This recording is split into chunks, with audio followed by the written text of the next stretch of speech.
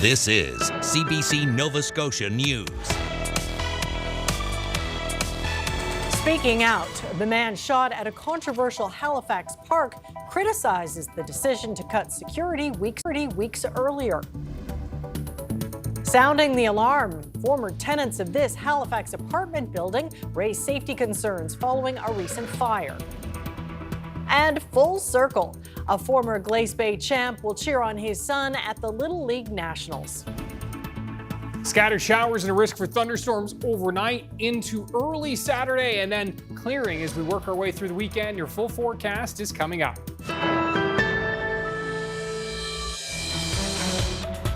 Good evening. A man who was shot in a downtown Halifax park is speaking out, frustrated that the city removed security from the park just weeks before. Robbie Gaudette was shot multiple times and was helped by Metro Turning Point shelter workers and another person in the area before paramedics arrived. As the CBC's Elizabeth Chu tells us, the shooting has left him living in fear. You know, I almost lost my life. Robbie Gaudette survived being shot in the chest, 4 bullets missing his heart and lungs. It happened in the middle of the night in this city park, directly across from the homeless shelter, Metro Turning Point, where he'd been staying. He says he was sitting at a picnic bench, drinking coolers with a couple of friends, all getting along, when someone on a scooter rolled by. I didn't see a shooter.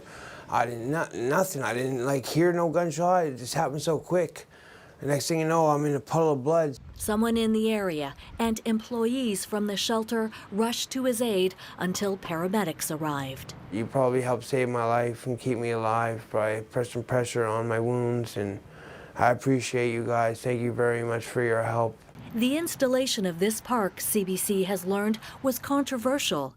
During the planning process for this redesigned neighborhood, the Cogswell District, Shelter Nova Scotia, a non-profit organization, cautioned city staff for a decade, consistently raising concerns related to the design, location, and after-hours impacts of a public park across from the shelter. After the city built this park last fall, Shelter Nova Scotia paid for security for several months. But as the expense grew, the organization urged the city to take over responsibility and the cost of security. The city did start paying for overnight security in late March, but pulled it in late May because things were calm, according to a city councillor. And then all of a sudden, no security. And something tragic happens, and now there's security again. Where were they for me, right? The situation demonstrates the risks faced by people who are homeless, according to this community advocate. It signals just how exposed and vulnerable folks are, and especially folks that are, marginalized, that live kind of, their private lives in public spaces. Police say the shooting was not random, but they do not know whether Gaudette was the intended target. The suspect got away on a scooter and has not been identified. It just takes time to gather evidence with CCTV footage and trying to locate that and canvass the area and people that may not want to speak with police in vulnerable sectors. With this case unsolved, Gaudette says he no longer feels safe at Metro Turning Point. He's looking for a new place to live. I'm always looking over my back now, and I hope one day that goes away. Man, it's really, really stressful and scary. He's a father of 3 and has started smudging daily, a traditional and spiritual Indigenous practice. He hopes this medicine will help him recover as he reflects on surviving a shooting. Elizabeth Chu, CBC News, Halifax. Former tenants and Dalhousie Legal Aid Service say they are raising the alarm about a Halifax apartment building following an 8th floor fire earlier this month. They're highlighting what they call a troubling tactic that was being used by a third-party landlord company, and now the city is looking into it. Tom Murphy reports. High-rise apartment fires like this one last week in the Park Victoria building are rare in downtown Halifax. Now, after the smoke has dissipated, there are questions about how this building was being managed. It is incredibly strange. Before the fire, Maxwell Gallo Will moved out of a different unit in the building that had makeshift sleeping spaces, with plastic accordion doors being used to make rooms for 2 additional occupants. He says tenants also endured cockroaches, mice, unlawful fees, and what they call irregular leases, all of which only became clear after he moved in. It's really, really messed up how they have been taken advantage of by this company. Jung Yeong Lee lived in a unit with a makeshift room with no window. The ones with partitions, they were, I don't know how, honestly, how they were surviving there. Dow Legal Aid says the building is owned by Capreed Apartments. Gallo Will's unit was rented through Harrington Housing, a third-party landlord that bills itself as a, quote, co-living provider, helping landlords achieve 100% occupancy. Harrington is a Toronto-based company that effectively enters into partnerships with apartment building owners and then re-rents those same units to the public. And they have a practice of trying to create makeshift bedrooms in those same apartment units. Similar complaints have been leveled against the company in Vancouver and in Quebec, where a Harrington rental was found to be unfit for habitation after extra bedrooms were created using cardboard materials. Okay, are the sleeping rooms that were improvised? Do those meet fire safety codes? Do they meet the municipal building standards? That's really for the municipality and the fire department to assess. It's still not clear what caused this fire, but HRM officials knew about the conditions in the building. They did not respond to Gallo Will's prior complaints until after the fire. HRM now says it will do an inspection.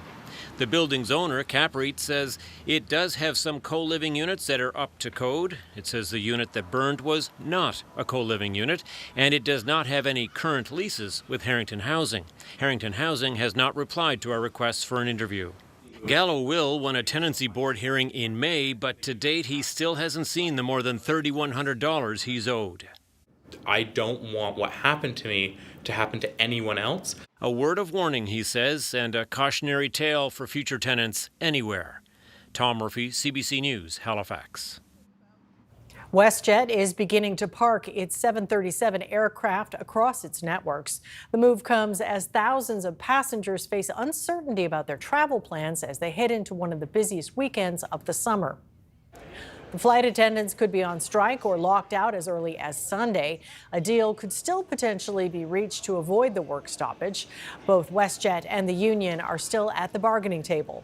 But a representative for the union says the two sides remain far apart on key issues such as pay.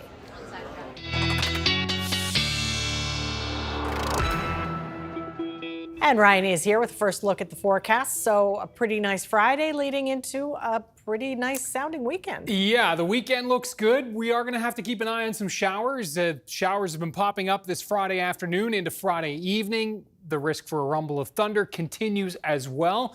Looking ahead into Saturday, first let's show you the high temperatures today. 20 to 24 degrees, so pretty pleasant indeed.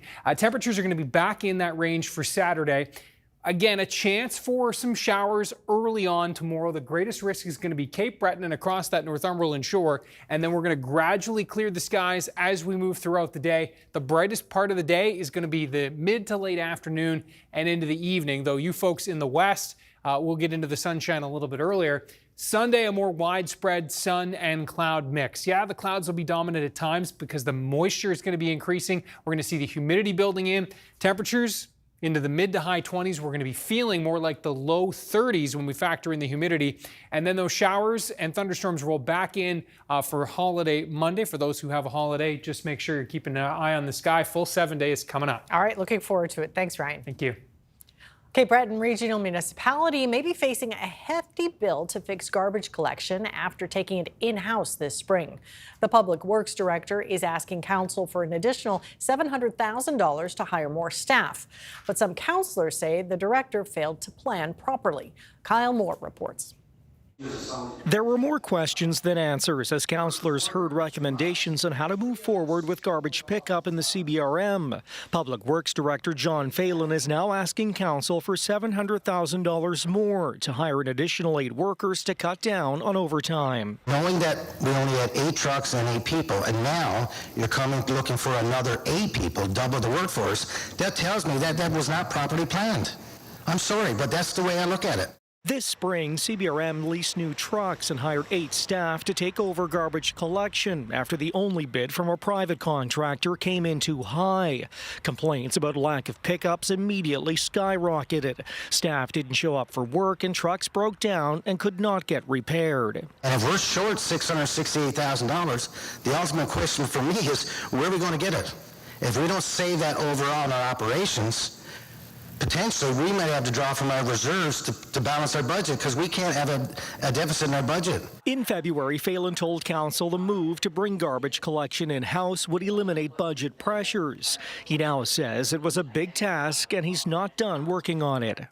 We made some pretty big changes over the first few months, and we knew that there was going to be growing pains, and we're only 3 months into this, so the numbers that we're looking at could change. Phelan says since a July 3rd disruption when garbage pickup was cancelled early, the service has improved. He says if council accepts this recommendation from staff, it would help moving forward. We're having issues with workplace accommodations and different things that people don't, we don't have a full complement all the time. And this is to provide a buffer so that we have a full complement going out. And then we don't have as much overtime and so on. Council is planning a special meeting next week to get more information before any decisions are made. Kyle Moore, CBC News, Sydney. Glace Bay is hosting the Canadian Little League Championships for the 4th time. Teams from across the country will travel to Cape Breton to compete for the chance to represent Canada at the Little League World Series. And for one father-son duo, the tournament is especially meaningful. Ethan Hunt has that story. This week has been the calm before the storm for the Glace Bay McDonald's Colonels. On Monday, they'll host the best Little League teams in Canada, and shortstop Daniel McLennan has an advantage. His dad played on one of the 5 Glace Bay teams to win the national championship. He just told me to stay calm, hit the ball, make the important plays. This is way bigger than the baseball side. Enjoy it and soak it in. He's going to play in front of thousands of people in his home community on a brand new field with all of his friends. These are once-in-a-lifetime experiences. That's just what Daniel enjoys about baseball, playing with his friends and making plays. But he admits he's a little nervous to play against the top teams in Canada. But his pops is confident he can play through the nerves. I felt the pressure, and really it had an impact on me. Daniel's very poised. He's very steady. His demeanor is perfect for this type of environment, and that's different than me. Head coach Paul Doucette is confident in his players too. He's been showing them tapes of previous tournaments in Glace Bay to help them prepare. And just talking them through is not going to be enough. Once they get here, game 1 for their warm-ups, and when they walk on the field and see that's who shows up, that's when they're going to realize. Daniel, who's been playing baseball since he was 3 years old, will be 12 when he makes his national championship debut. And it means more to him that he can do it at home. This feels awesome. I'm lucky. I have a late birthday, so I get an extra year playing on the Colonels, so I get to host nationals for my town. Jeff will be watching from the sidelines this go-around, and he expects to see some of his old teammates too. The Colonels experience, it stays with you forever. So some of my most vivid memories of any experience I've had in life are from 1990 and 1991. And all the players feel the same way. So you'll have Colonels alumni up and down this crowd. Daniel will do his best to replicate his father's success, and he hopes to add another star to the Colonels' pedigree. Ethan Hunt, CBC News, Glace Bay. Well, Emancipation Day is being marked across Nova Scotia on Saturday. The annual event marks the end of slavery in the British Empire. Let us march on till victory. In Truro, the day was marked with a rendition of Lift Every Voice and a libation ritual. The names of deceased Black elders were also said aloud ahead of the raising of the Pan-African flag. African Nova Scotian Affairs Minister Twyla Groves is encouraging people to take part in Emancipation Day activities this weekend.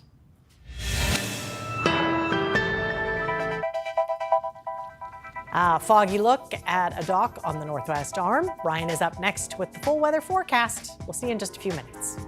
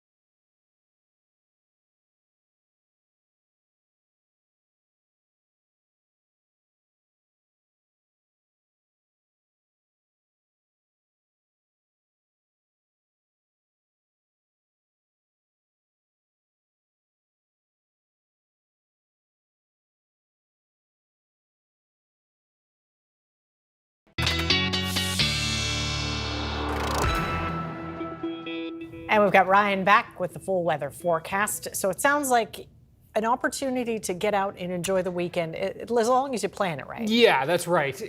Saturday afternoon, looking great. When most people are looking to get out and enjoy, I think things are going to look pretty good. Monday's the one day we'll have to watch, later afternoon into the evening. Could see some showers and thunderstorms starting to roll in. It's going to be increasingly muggy throughout the weekend as well. Yeah, so it is going to be summer-like, that's for sure. Have a look first and foremost at our rainfall totals. These are updated through last night into this morning. Dover, 90 millimeters locally there. That's much wild. higher than anything else, thanks to some thunderstorms that rolled through. And most of these totals look fairly similar to where they did last night, but I just wanted to update that map with the fresh totals. We've got more rain on top of that this afternoon into this evening. We're going to be tracking that with the radar in just a second. Current temperatures, you can see we're still into the high teens and low 20s out there. And yeah, the Humidex certainly adding a feel. We're feeling closer to 30 right now. Kentville, Greenwood, Kedzie, Truro, Antigonish. This is kind of similar to what we'll be feeling like tomorrow as well. The winds not too strong out there, thankfully. It's been a lighter wind type day. And there's the radar. It has been active this afternoon.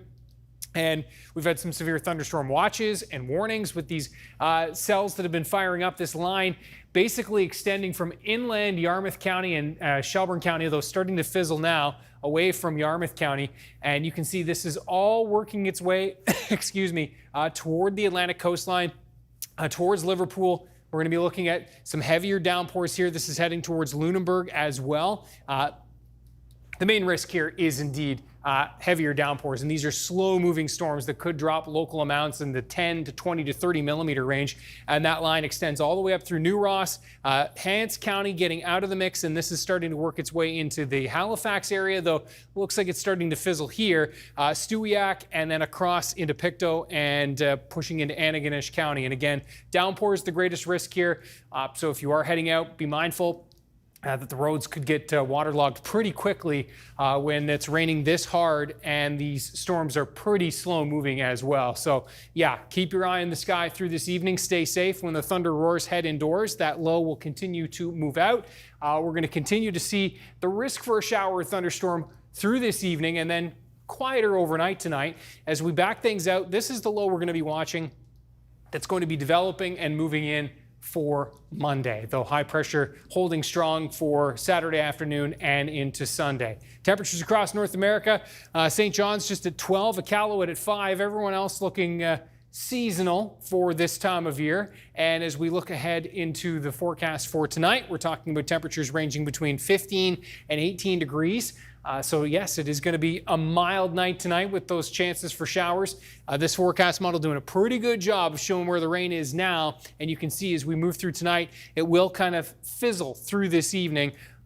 Later evening into the early overnight, still a chance. The best chances are going to be towards the Northumberland shore and into Inverness County across Cape Breton. And that risk will extend into tomorrow morning as well. Generally, Cape Breton, eastern parts of the mainland, that's going to be our best chance in the morning. Can't rule out an isolated shower, though, back towards the valley and the Halifax area as well. By the time we get to lunchtime, those chances for showers have pretty much wrapped up. Can't rule out an isolated, and I mean isolated, pop-up shower into the afternoon as things are going to be still unstable. But note the skies gradually clearing out here. Cape Breton, I think the clouds will remain pretty stubborn into the afternoon, though some breaks of sun here as well. Temperatures 20 to 23 degrees across eastern parts of the mainland. Again, low 20s, low pushing into the mid 20s for central areas. And across the west, best chance of cracking 25 with an earlier clear out. Humidex values tomorrow again will be likely closer to the 26 to 30 range. Sunday, sun, cloud. You can see the cloud still a bit dominant on Sunday, but lots of sunshine in the mix. And so, yes, a mix of sun and cloud indeed. And then more of a clear out into the late afternoon and evening. And the mugginess rising for Sunday as well. Temperatures 23 to 27. We're feeling more like 26 to 31, even 32 in those spots that hit 27 degrees. It'll be feeling into the low 30s. And then for Monday, you can see the clouds, high cloud cover. So the sun's still fizzling in, filtering through in the morning and into the afternoon and evening, looking at our better chance for some of those showers and thunderstorms to march in because it's going to be so muggy. The muggy meter in the truly tropical range, then crashing as we work our way through Monday night. And note, as we move into the Tuesday time period, we're clearing the skies. Wednesday, Thursday, looking beauty. They sure are. All right. Thanks for that, Ryan. Thank you.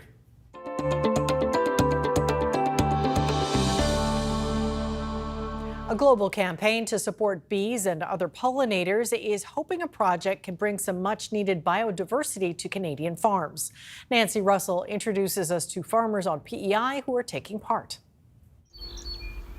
PEI farmers are growing acres of wildflowers as food for bees and other pollinators, part of a global program called Operation Pollinator, including here at the PEI Honey Wine Company. This used to be a pasture. Now it's planted with a mix of wildflowers designed to provide continuous pollen and nectar all summer.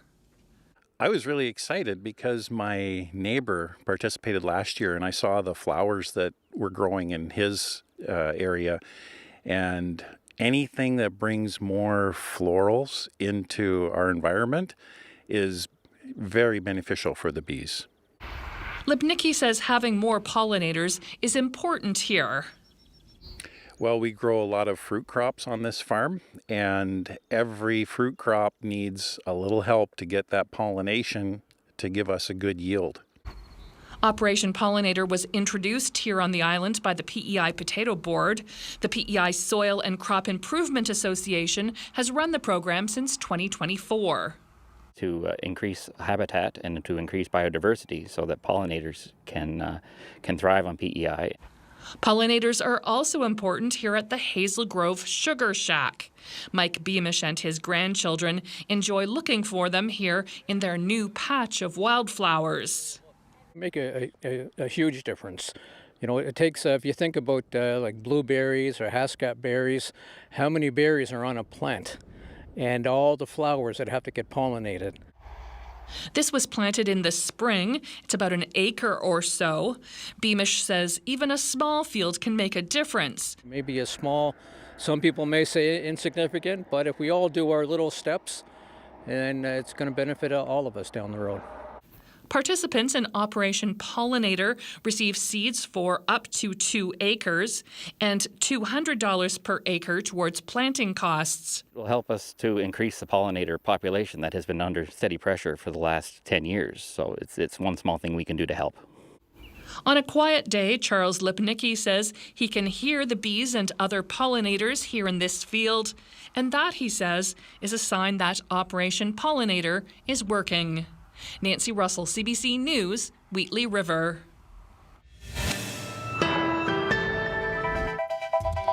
Coming up, Canada's 2026 Coast-to-Coast Mole-Mobile touchdown in Halifax today, and it's keeping busy.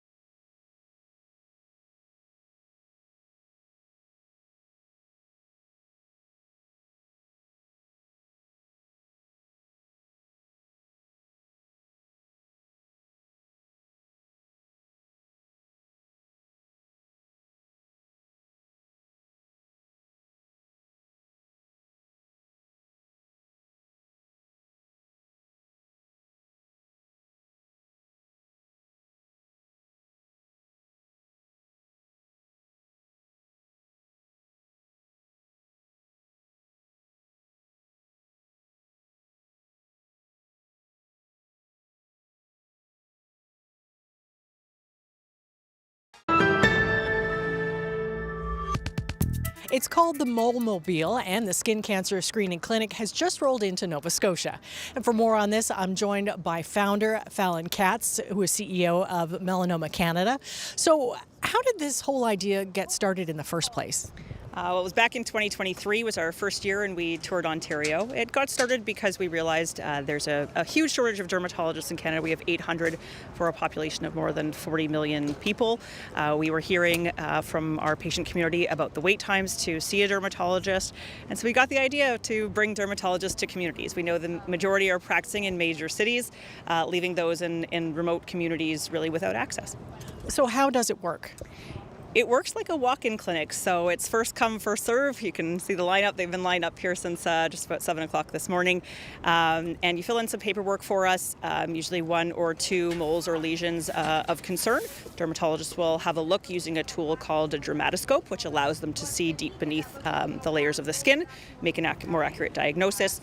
And then from there, if follow-up care is needed, our team will help assist with that to make sure that a biopsy and then next steps are taken. And it's free? It is a free service, yes. So just, again, like a walk-in clinic, come on up if you've got something you're concerned about. We'll be here again tomorrow in Chain Lake and then in Bedford on Sunday. Now, Nova Scotia and PEI have the highest rates of skin cancer in the country. How hard was it to expand your program and come here for the first time?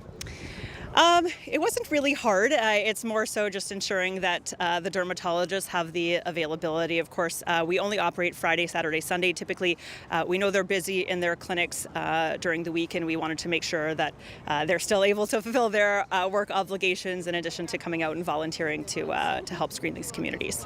Now, are these local dermatologists or people who travel with you? All the dermatologists are local. They are licensed and insured in the province that they are screening. Yes. What has been the reaction from folks so far? I know you've been going for a few hours now. It's been incredibly positive. People are really grateful. We've seen, unfortunately, quite a large number of skin cancer diagnoses, potential skin cancer diagnoses already, including even on a young woman, 18 years old. So we're glad to be here. We know the need is high, and we hope we can help these people. Well, since you started, talk to me about the numbers a bit. How many instances of concern did you discover? So for this year, we've been on the road since May. We've done just over 6,000 skin cancer screenings, and we're in the thousands already of skin cancers. And you talk about the next steps. How much of a wait time is it once you discover you might have something? So it depends. Melanomas are a potentially deadly skin cancer, and so we want to make sure we triage those rather quickly. We've heard of instances where people are getting their biopsies in the same week or the following week to confirm that diagnosis and getting next steps pretty quickly. Some of the non-melanoma skin cancers, well, they can, if they're diagnosed later, they can be disfiguring. They tend to be a little bit less serious, so there is a little bit of a wait, but still, I mean, I've heard stories from last year, example, a woman diagnosed with melanoma and cutaneous basal cell carcinoma, and she was treated for both within a 6-month period. So that's really what we want to hear. Have you noticed much of a change in attitudes about how we take care of ourselves in the sun? You know, it's a hot, sunny day today, but hopefully folks are wearing sunscreen. We certainly hope so. Yes, that's part of what we're here to do as well, is to educate.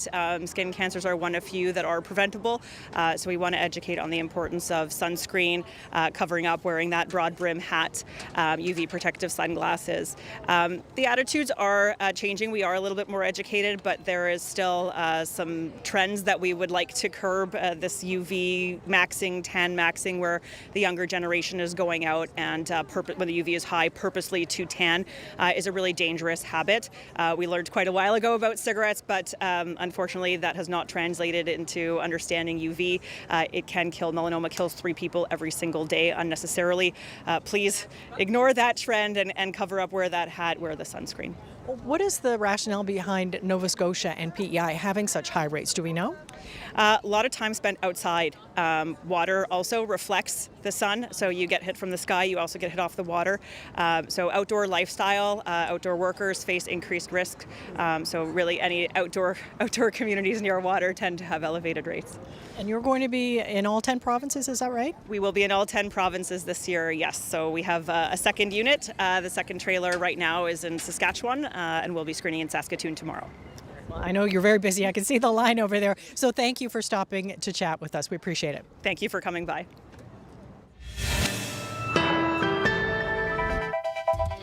Coming up, cooler temperatures in Europe are helping crews fight extreme wildfires in southwestern France. And at least 57 migrants are dead after thousands breach borders into the Spanish enclave of Ceuta in North Africa.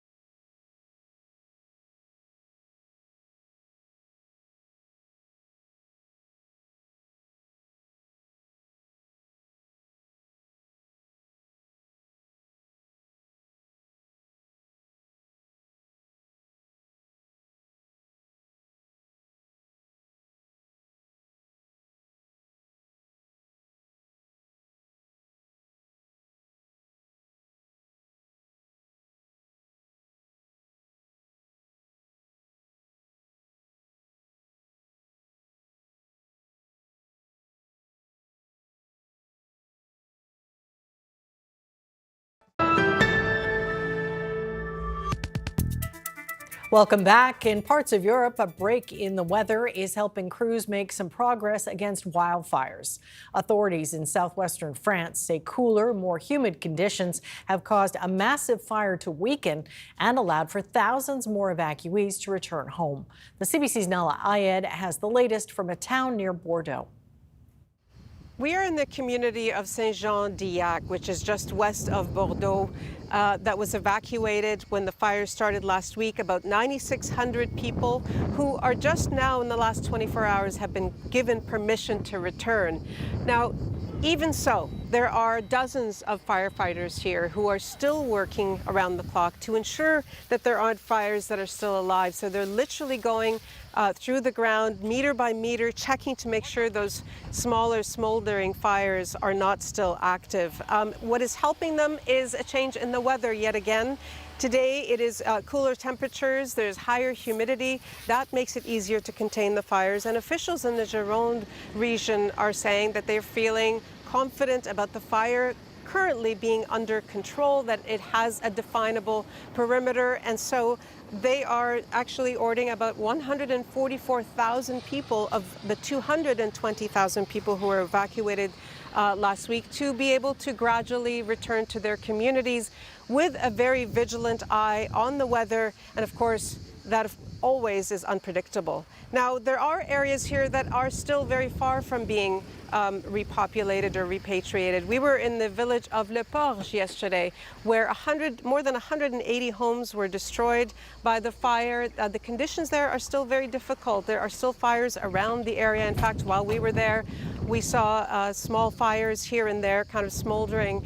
In addition, there are concerns, great concerns about the toxicity of the air. And so officials there are preventing people from returning. They are working also to try to improve the situation on the ground and restore the services and the safety of the area to make it possible for those people to get back.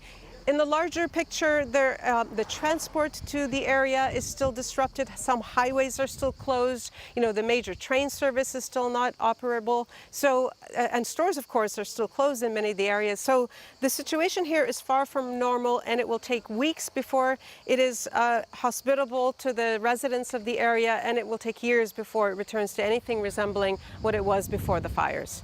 Nala Ayed, CBC News in Saint-Jean-d'Illac, France. Spanish authorities say they are reinforcing their border after it was overwhelmed by an estimated 60,000 migrants crossing from Morocco. The breach happened at a Spanish enclave on the North African coast, resulting in at least 57 migrant deaths. The CBC's Julia Chapman has the latest. Border guards at the frontier between Morocco and the Spanish exclave Ceuta have been struggling to hold back tens of thousands of people, some of whom are swimming across the border and into Spain, others who are breaching the fences and walls. Several hundred police officers have been sent in as reinforcements. Spain's Prime Minister Pedro Sanchez is there now, and he describes this as an attack. He blames trafficking gangs for encouraging people to cross. Now, some officials have pointed to a recent Supreme Court ruling as the possible explanation for this incident. It ruled that migrants crossing by sea into Ceuta and the other Spanish exclave Melilla can't be returned without proper procedure. Sanchez says the law will be looked at. Now, there are some reports that Moroccan border guards have been encouraging people to cross, but elsewhere, Moroccan security forces have been seen using water cannon to stop people at the border. Now, many of the migrants are actually already voluntarily returning to Morocco. Ceuta authorities say as many as 25,000 have left. Some said they were unable to find food or anywhere to sleep, and so the journey simply wasn't worthwhile. They're unlikely to have received a warm welcome from the local population in Ceuta, which is just over 80,000 people. Now, Spain is part of the Schengen zone, which means once you're in, you can cross European borders without identity checks. And so this has caused a lot of alarm among other members of Schengen who say Spain has a responsibility to stop unlawful entry. We've been hearing from Ursula von der Leyen, the European Commission president. She says the images coming from Ceuta are unacceptable. We cannot allow anyone to come to our union without abiding by our rules. Dangerous crossings must stop immediately. Now, migration is a touchy subject in Europe, as it is in many other places. And Spain's socialist leadership has taken a fairly liberal approach. It recently allowed more than 1 million undocumented migrants to regularize their status. Italy's foreign minister says that decision created an incentive for the people entering Ceuta today. Julia Chapman, CBC News, London. As we told you earlier, plans for thousands of travelers are up in the air as the clock ticks down to early Sunday. That's when WestJet flight attendants could officially go on strike. The airline is working to prevent travelers and planes from being stranded abroad. But many Canadians remain worried about their flight plans. The CBC's Anis Haydari reports. Just as the busy long weekend takes off, WestJet says it's starting to park its planes in case flight attendants strike or are locked out by Sunday. It could mean this BC choir loses a dream competition before they even start. The Pacific Voices plan to leave for the World Choir Games in Sweden 2 days after a potential strike. We're quite nervous about this because we've invested $90,000 in airfare through WestJet. If they cancel, they don't get cash to use elsewhere. They get a WestJet credit. And we looked into alternative routes and other airlines, and it just always came back to the financial reality. And now our hands are tied. We cannot do anything because financially we can't buy new flights. No one will book 90 tickets 3 days before. And a business lobby group is worried about the tourism industry if Canada's second biggest airline is grounded. We're all hoping that the dispute will be settled by the parties on their own, but a government needs to have some tools in the toolkit to do this. For the last 2 major airline strikes, the federal government did order airline workers to return to work. But labor experts say if an employer expects legislation to end a strike, it may not negotiate. It disincentivizes an employer from coming to the table quickly, coming to the table with good, strong proposals and reasonable concessions. And to be very frank, it does tend to poison the well of labor relations in that workplace altogether, unfortunately. The union and company both say they are still negotiating. When a union issues a 72-hour strike notice, that is putting a clock on the negotiations. And so it's common for negotiations to continue and perhaps even intensify through those 72 hours. An internal memo to WestJet employees obtained by CBC News claims the company is offering pay for hours worked before and after a flight takes off. That could address one of the key issues the union has been fighting for. The union has said what WestJet shared is just a small part of a large contract, and that while they have made some progress, there are still issues to be resolved. At this point, it's unclear if any flights are cancelled yet, or if they will be cancelled later. Anis Haydari, CBC News, Toronto. HIV cases are climbing in Canada, with new data showing an increase of more than 20% in just 2 years. Tashana Reid hears from experts about why this is happening and what needs to change. Protests against American cuts to HIV funding take center stage at the International AIDS Conference. Health experts warning the loss in funding could undo years of progress. The end is no longer limited by science, it's limited by inequality, by political choices. At least 21 countries have reported a rise in cases, and Canada has too. New data shows there were more than 2,500 new HIV infections in 2024, a 23% increase compared to 2 years earlier. What we're seeing is a resurgence of HIV, both new infections and AIDS, which was until 2 or 3 years ago persistently declining because the strategy was working. Dr. Montaner was a lead architect behind the treatment as prevention strategy, adopted by the UN to end the AIDS pandemic by 2030. It calls for 95% of people with HIV to be diagnosed, to be on treatment, and to have a suppressed viral load. But Canada is not meeting its targets. There has been limited, if any, significant investment from the federal government. Advocates say HIV is showing up in smaller communities without adequate health support services. They almost certainly do not have an HIV organization supporting the work. And in fact, many don't even have a clinic or a healthcare provider available to them. In May, Manitoba declared HIV a public health emergency, and Saskatchewan has seen a record number of cases. We do see a lot of newer cases coming in. Daryl Jordan lives with HIV and is a harm reduction worker. He says testing is key. Once you're tested, you can be treated. And once you're treated, you're going to live a normal life. Health experts are also calling on the government to provide more frequent reporting of HIV cases and invest in community supports. Tashana Reid, CBC News, Toronto. Another unsettling breach from a major artificial intelligence company. Anthropic says its AI models went rogue and hacked into 3 other organizations during testing. It comes just days after OpenAI raised concerns after its own models hacked into another company.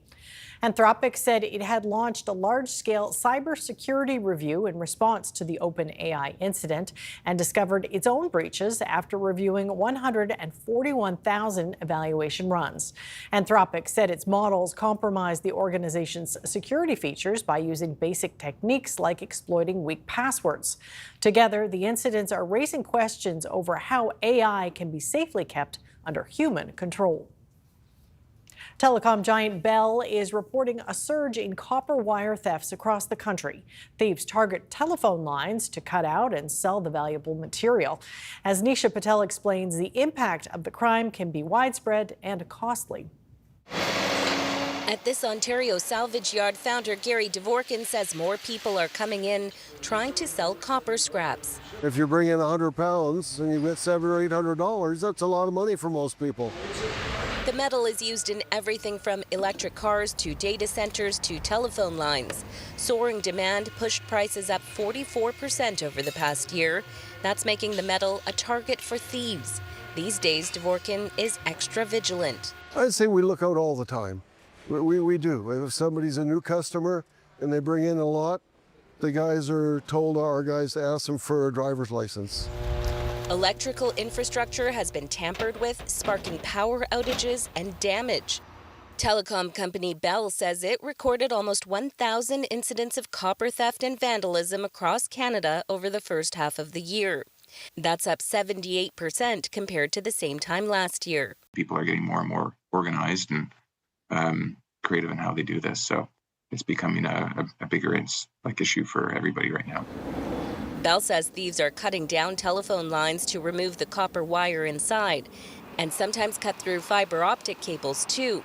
That can disrupt internet and TV services and cut off the connection to 911. Typically, they'll do it when there's not a lot of eyes watching, so we find that most of the stuff happens at night.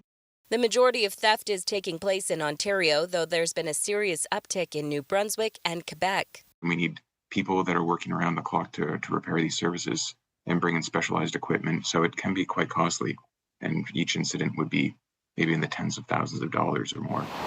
Bell says it's installed cameras and alarms to deter theft and has also been swapping some copper lines over to fiber. Canada strengthened federal laws this month too. Thieves who damage critical infrastructure will now face harsher sentences. Nisha Patel, CBC News, Toronto. Canadian and U.S. markets moved in opposite directions on Friday as investors continued to digest earning reports and economic data on both sides of the border. Here's a look at the numbers as we go to break.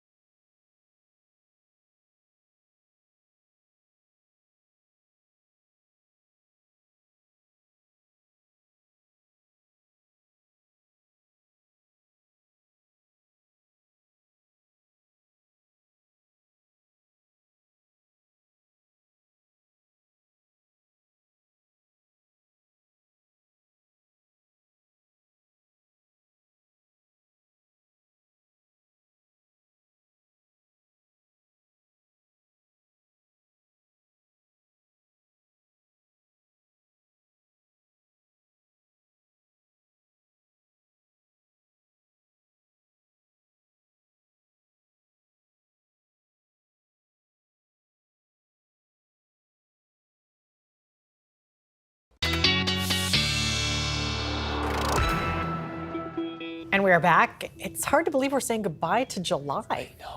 I know. Where does summer goes like that? It right? really does. It's the definitely the fastest moving months. July and August just sailing through, and yeah, July's been a pretty good month. We hope that August will maybe be.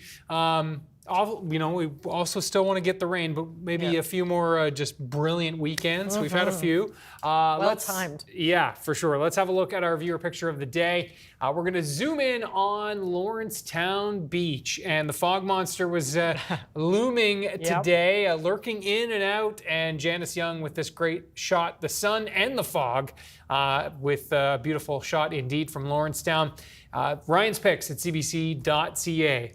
Now, the Atlantic coastline will be a great spot to be tomorrow. The wind is from the northwest, so it is going to be an offshore flow. Temperatures won't be as warm as they will be on Sunday, but still 23, 25, feeling more like the high 20s, so not bad. Watch for a chance for showers into the early afternoon, but it looks like mid to late afternoon we're smooth sailing. So yes, looking pretty good. It is a bit of a light onshore flow on Sunday, but the winds do look light, which is great. And so yeah, great day for getting outside and enjoying on Sunday. Sun, cloud, looking good. Humidity rising through Sunday. And so yes, we're going to be looking at the mugginess, certainly a factor on Sunday, feeling more like the high 20s and low 30s. Similar story for Monday, starting to push into the mid 30s in terms of what it feels like, given that truly tropical range with dew points near 20. Quickly looking at that shower activity fizzling out, as we can see by the time we get through Saturday, and then off to the races. Monday afternoon into Monday evening, more so Monday night. Pretty good chance for some thunderstorms. We're clearing Tuesday. All right, sounds good.